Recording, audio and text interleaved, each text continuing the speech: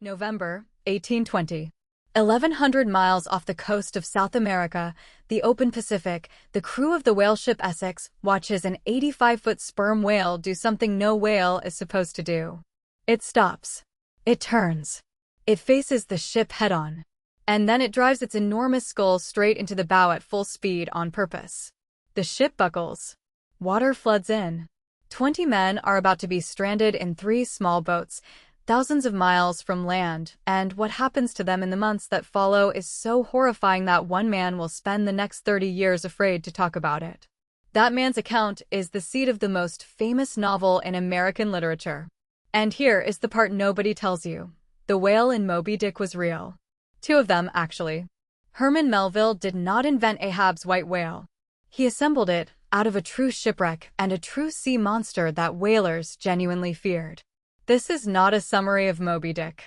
It's the case that the novel everyone thinks is fiction is built on documented fact, and that the book was such a catastrophic failure that it nearly ended Melville's life before the world ever understood what he'd made. Let's start with the ship. The Essex sailed out of Nantucket in 1819, and Nantucket at that moment was the oil capital of the world. Not petroleum, sperm whale oil, the substance that lit the lamps of America and Europe, that lubricated the machines of the early Industrial Revolution. A single sperm whale's head contained a reservoir of clean, waxy oil called spermaceti, and a full ship could be worth a fortune. Men left Nantucket for years at a time to hunt it. But the easy whaling grounds in the Atlantic were already exhausted by 1819. So the Essex went farther than almost anyone had gone into the remote Pacific, the offshore ground, 1,000 miles from any coast. They were in the most isolated water on Earth when they found a pod of sperm whales. And one of those whales found them. By every account, sperm whales did not attack ships. They fled. Whalers harpooned them from small boats precisely because the animal's instinct was to dive and run, not to fight a vessel. What the Essex met was an animal behaving against its entire species' nature. The first mate, Owen Chase, watched it ram the ship once, swim off, turn, and come back to ram it a second time deliberately, with what he described as tenfold fury and vengeance. That detail, a whale that attacks on purpose, that seems to choose its target, is the detail Melville would build an entire novel around. But to understand why he believed it, you have to know that the Essex wasn't the only ship that had met a whale like this. There was one specific whale that whalers told stories about by name. His name was Mocha Dick. In 1839, 11 years before Moby-Dick was published, a writer named Jeremiah Reynolds published a magazine article about a real, notorious sperm whale that haunted the waters near Mocha Island, off the coast of Chile. The whalers called him Mocha Dick. And 2 things made him legendary. First, he was white.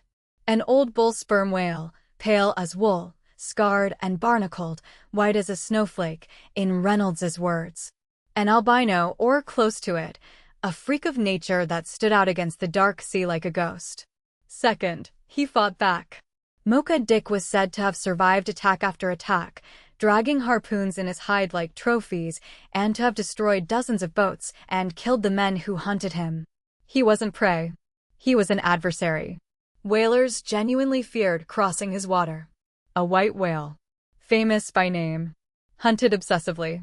Striking back at the men who came for him. You can see it, can't you? You can already see Ahab. Melville took the white skin and the vengeful intelligence of Mocha Dick, and he fused it with the documented, deliberate ship sinking of the Essex disaster.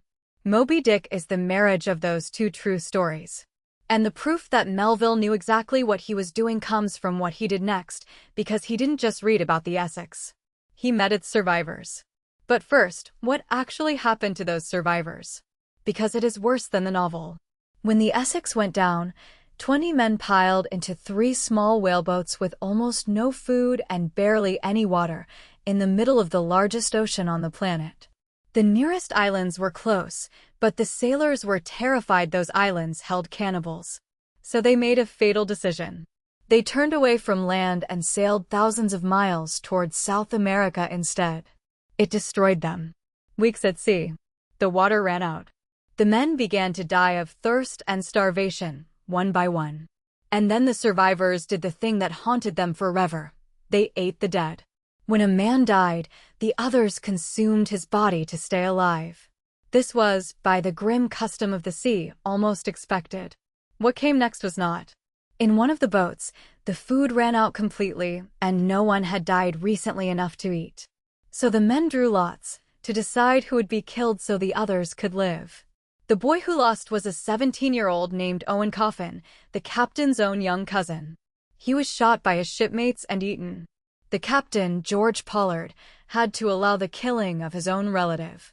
Of the 20 men who escaped the sinking, only 8 survived. They were found half-mad, clutching the bones of their dead crewmates, unable to let go of them even when rescued. This is the true event underneath Moby-Dick. Not a sea adventure, a descent into the absolute edge of human horror. And Melville knew the details, because in 1841 he sailed on a whaleship himself, and at sea he met the son of one of the Essex survivors, who handed him Owen Chase's written narrative of the disaster. Melville later said reading that account, on the very ocean where it happened, had a surprising effect on him. He had the ship. He had the whale. He had the horror. So why did the book fail? Here's the surprise that breaks most people's brains. Moby-Dick, published in 1851, was a flop. Not a modest disappointment, a career-ending disaster. The reviews ranged from confused to savage. British critics were baffled by a novel that kept stopping the story to deliver chapters on whale anatomy, on the color white, on the history of whaling, on philosophy and theology. One reviewer called it trash. Readers who wanted a sea adventure got a strange, sprawling, experimental thing that didn't behave like a novel was supposed to behave. It sold poorly.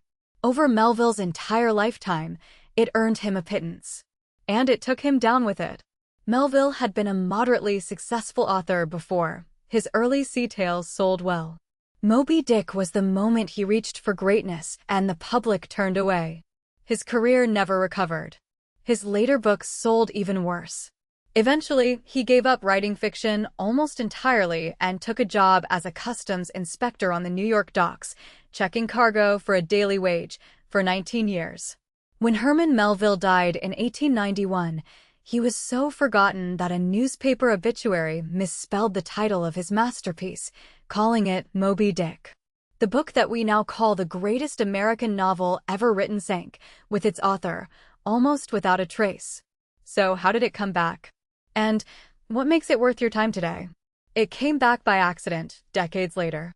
In the 1920s, around the centennial of Melville's birth, a handful of scholars and writers rediscovered the forgotten customs inspector and actually read the strange whale book he'd left behind. And read with fresh eyes that had survived a world war, eyes used to ambiguity and obsession and broken narratives, Moby-Dick suddenly looked less like a failure and more like a prophecy. Because what Melville had built wasn't a flawed adventure story. It was the first truly modern American novel. The very things the Victorians hated, the digressions, the encyclopedia of whaling, the refusal to stay inside one neat plot, turned out to be the point.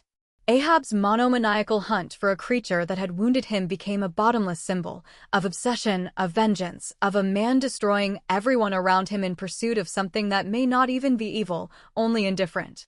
The white whale could be God, or nature, or fate, or nothing at all, and Melville built it precisely so it could be all of those at once. That's the argument worth holding on to.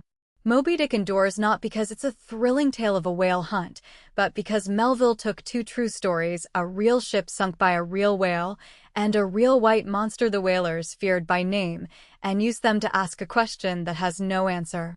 When something hurts you and you can't understand why, do you accept it, or do you chase it to the bottom of the sea and drag your whole world down with you? The Essex crew met that question by accident. Ahab chose it. And Melville spent a failed life writing it down, for readers who wouldn't exist until he was decades in the grave.